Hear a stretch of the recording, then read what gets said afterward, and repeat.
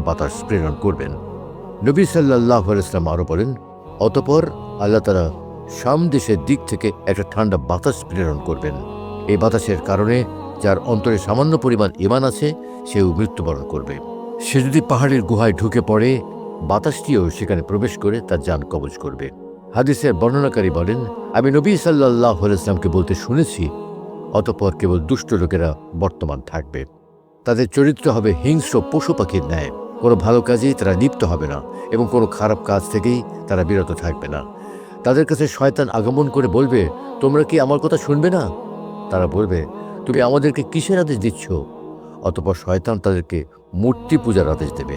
শয়তানের আহ্বানে তারা প্রতিমা পূজাতে লিপ্ত হবে। কিয়ামতের পূর্ব মুহূর্তে পৃথিবীবাসীর চারিত্রিক অধপতনের কথা বর্ণনা করে নবী সাল্লাল্লাহু আলাইহি ওয়াসাল্লাম বলছেন, ঈসা আলাইহিস সালামের আগমনের পরে মুমিনদের অবস্থা খুব ভালোভাবে অতিবাহিত হতে থাকবে।